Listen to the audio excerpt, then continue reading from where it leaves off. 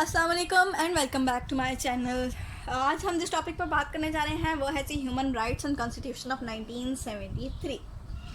तो जी अगर आपने मेरा चैनल सब्सक्राइब नहीं किया तो डू सब्सक्राइब माय चैनल। और हमने जैसा कि पिछले लेक्चर्स में बात की तो ह्यूमन राइट्स और इस्लाम पर बात की, हमने UDHR पे बात की, status of human rights in Muslim world पे बात की, concept of state of citizenship, हमने 3 जनरेशन डायमेंशन को डिस्कस किया, हमने फ्रेंच रेवोल्यूशन को डिस्कस किया और उसके अलावा हमने कुछ स्कूल्स ऑफ थॉट्स और ह्यूमन राइट्स और सिटीजनशिप की हिस्ट्री को भी ट्रेस किया। तो चलें जी, आज हम कॉन्स्टिट्यूशन ऑफ 1973 पे बात करते हैं। तो हमारे पास इनिशियल प्रॉब्लम्स पाकिस्तान के बहुत सारे थे। सबसे बड़ा हमारे पास इनिशियल प्रॉब्लम कॉन्स्टिट्यूशन का ना होना था। अब कॉन्स्टिट्यूशनल क्राइसिस हुए जब ऑब्जेक्टिव रेवोल्यूशन हुआ, तो ये हमारे स्टेप्स थे जो कि हम कॉन्स्टिट्यूशन की तरफ जा रहे थे। 1956 में जो कॉन्स्टिट्यूशन दिया गया इस्लामिक इन नेचर था, पर इसकी इम्प्लीमेंटेशन पॉसिबल नहीं हुई, ये इसलिए फेल हो गया। 1962 में जनरल अयूब खान के दौर में एक कॉन्स्टिट्यूशन बनाया गया जो कि लिबरल इन नेचर था। इसमें GDP ने राइज किया पर लैक ऑफ इस्लामिक प्रोविजन था, जिसकी वजह से इसको भी ज़्यादा अहमियत नहीं दी गई। उसके बाद 1973 में जो कॉन्स्टिट्यूशन बनाया गया वो इस्लामिक इन नेचर था, उस पर आज हम बात करते हैं। तो जी constitution of 1973 an article was there that anybody who tries to abbreviate this constitution will be sentenced to death। कोई भी इसको छेड़छाड़ नहीं कर सकता था, ये एक अच्छी बात हुई इसमें। 1956 और 62 का कॉन्स्टिट्यूशन फेल हो गया था। बार बार कॉन्स्टिट्यूशन बनाया जाएगा तो वो मुल्क की एक रेपो नहीं रहती कि भाई बार बार कॉन्स्टिट्यूशन चेंज हो रहा है और इनका तो कॉन्स्टिट्यूशन ही नहीं टिक रहा है। तो lack of Islamic provision, separation of East Pakistan in 1971 हो गया, threat to ideology of Pakistan था, fundamental rights in constitution of 1973। Fundamental rights की तरफ आते हैं। जो इंट्रोडक्शन में हमारे पास इसके रिफाउंड बाउंड्रीज थी, loyalty to state, patriotism, state definition. ठीक है, ये हमारे पास इंट्रोडक्शन है। तो उसके बाद हम चैप्टर 1 की तरफ आते हैं। तो इसमें आर्टिकल 8 to 28 हैं।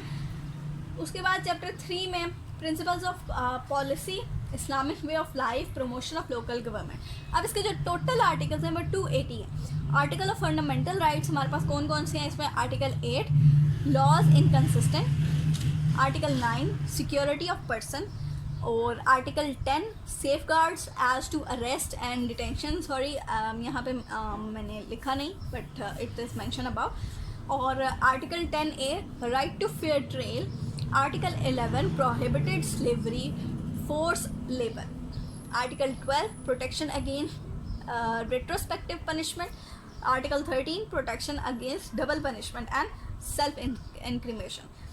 अब डबल पनिशमेंट से क्या मुराद है? मतलब कि अगर मैं इसको आम अल्फाज में लिया जाए तो अगर मेरा एक बार चलान हो चुका है तो दोबारा कोई पुलिस वाला मुझे उसी दिन चलान नहीं कर सकता। उसके बाद हम क्लासिफिकेशन ऑफ फंडामेंटल राइट्स पे आते हैं। तो 23 आर्टिकल्स हम इसमें ले लेते हैं। और फंडामेंटल राइट्स पे आर्टिकल्स रिलेटिंग टू पर्सन और इंडिविजुअल। अब पर्सन और इंडिविजुअल से जो रिलेटेड आर्टिकल्स हैं वो 8, 9, 10, 10A, 11, 12, 13 और ये 14 हैं।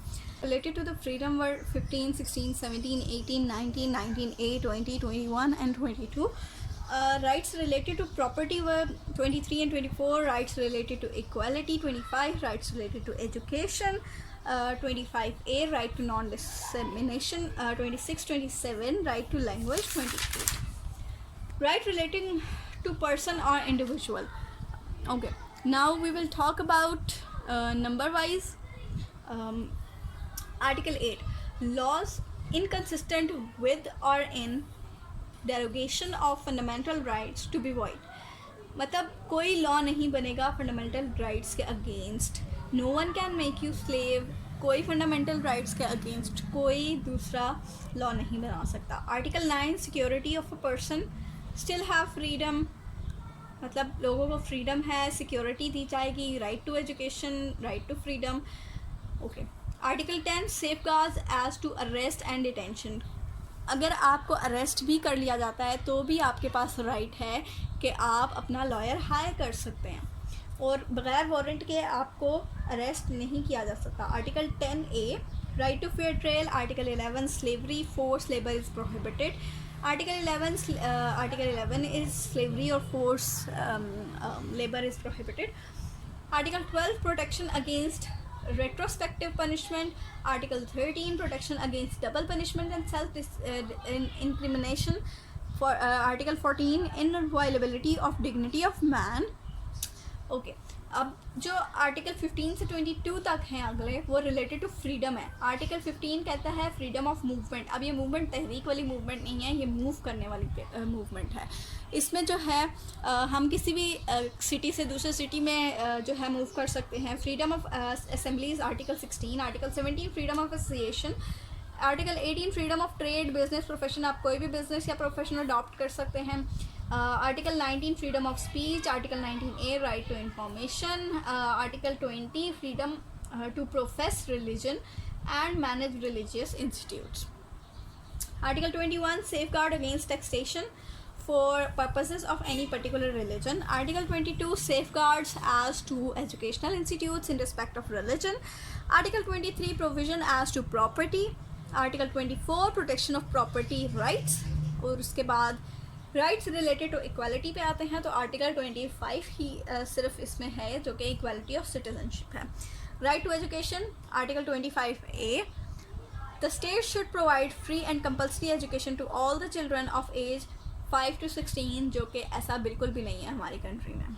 Right to non discrimination article 26 और 27 इस पे काम कर रहा है, जो कि article 26 non discrimination in respect to public places. Article 27 safeguard against discrimination in service. Right to language article 28 preservation of language and script and culture. और इसके जो आर्टिकल नंबर 251 है उसमें भी है कि आप किसी भी लैंग्वेज को प्रमोट कर सकते हैं कंट्री में, जैसा कि अब हमारे पंजाबी जो प्रोविजनल लैंग्वेज है उसको स्टेज ड्रामास में भी प्रमोट किया जा रहा है. तो जी ये था जी human rights and the constitution of 1973. इस पर हमने बात की थोड़ा सा डिटेल और I hope it is understood.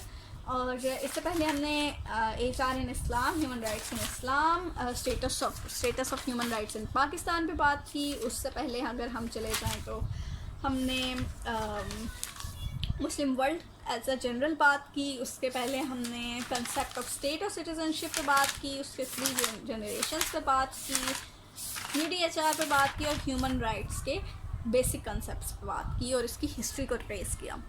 तो इसके बाकी लेक्चर्स के लिए do visit my channel playlist of human rights and citizenship. Do subscribe my channel for further videos and comment and tell how was the lecture and do comment also what you want to learn else. I would try to make lectures for you and thank you so much. Keep supporting.